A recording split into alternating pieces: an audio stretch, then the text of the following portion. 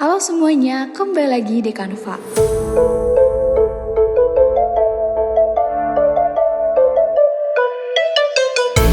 Kali ini kita akan bahas tentang Ferdian si juragan sampah.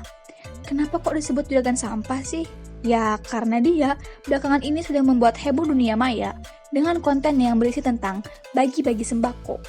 Namun, siapa sangka, isi sembako tersebut merupakan sampah dan batu bata. Aduh, demi konten yang menghasilkan duit keseberapa, dia rela melakukan hal seperti ini tanpa rasa peduli terhadap korbannya.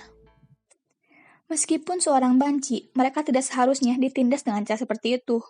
Pada dasarnya, tidak ada manusia yang ingin melenceng dari kodratnya, kecuali karena keterpaksaan ekonomi, lingkungan, maupun mental.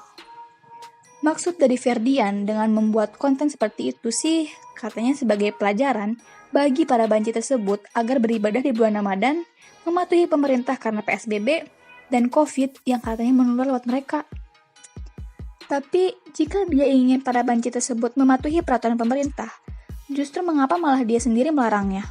Keluar rumah, tidak social distancing, dan parahnya lagi malah melakukan hal-hal tidak wajar seperti ini. Waduh. Tidak sampai di sana guys, Ferdian sempat meminta maaf lewat instastory-nya atas perbuatannya tersebut. Namun sih dengan akhiran, tapi bohong. Dan juga dia memasang di instastory-nya, jika mencapai 30.000 followers Instagram, maka dia akan menyerahkan dirinya ke yang pihak berwajib. Saya pribadi meminta maaf atas kelakuan saya yang itu. Tapi bohong ya. Kau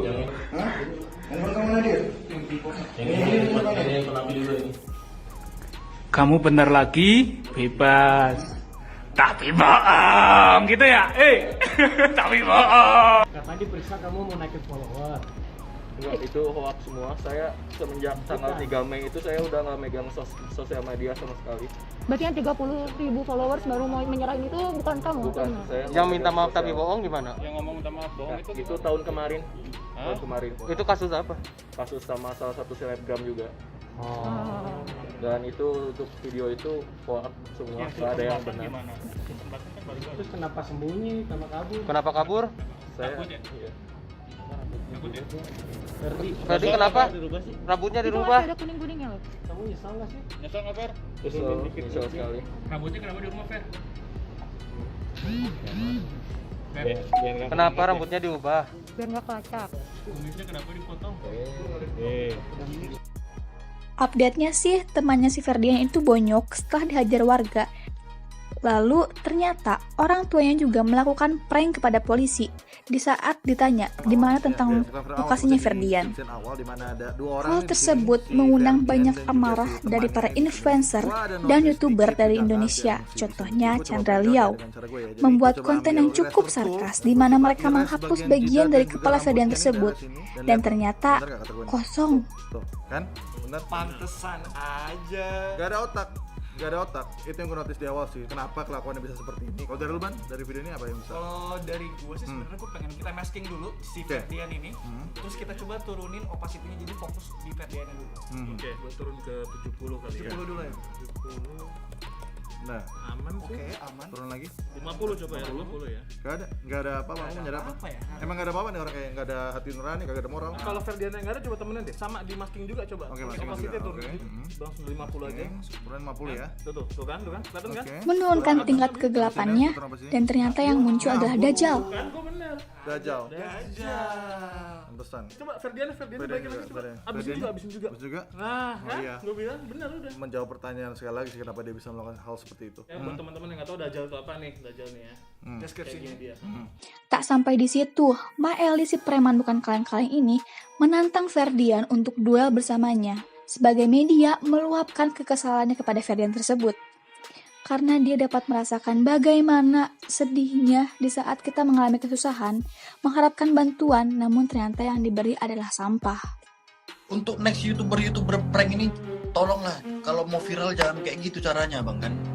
Kalau memang orang ini mau viral, aku tegaskan sama youtuber prank. Kalau memang mau viral dengan menyakiti hati seseorang, mending berantem sama aku bang. Aku pengen kali kalau misalkan pemerintah bolehin dia jangan ditangkap dulu. Lu berantem sama aku, kalau dia menang bebasin, kalau dia kalah baru tangkap.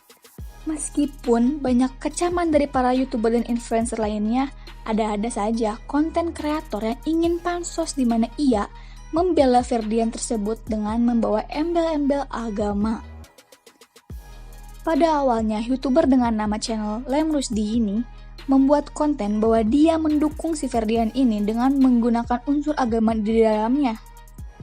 Ada agama itu kan mengajarkan tentang rasa cinta, bukan rasa kuat untuk menindas. Pada awalnya dia membuat konten dengan judul "Saya Dukung Ferdian", dan di konten setelahnya dia malah mengubah judulnya menjadi "Pendapat Para Santri Tentang Ferdian". Aduh, bikin malu nama santri banget ya. Cukup miris ya, membawa agama tapi tidak membawa akal dan pikirannya yang jernih. Pesan buat kita sih, di saat kita telah berani bertindak, di situ kita juga harus berani bertanggung jawab. Bukannya malah kabur, yang justru hal tersebut malah memperburuk keadaan. Karena padahalnya, tidak akan ada akibat tanpa sebab. Dan jika memiliki perbedaan, pendapat justru sebaiknya diungkapkan secara logis dan konsekuen. Bukan tiap konten malah membahas yang berbeda. Dan jangan sampaikan kata-kata yang kesal dari ego tetapi dibungkus dengan embel-embel agama. Diibaratkan api yang membara, diberi dedaunan kering, lalu ditambah lagi dengan bensin. Bukannya mengurangi masalah, yang ada malah menambah masalah. Kanfafis, out!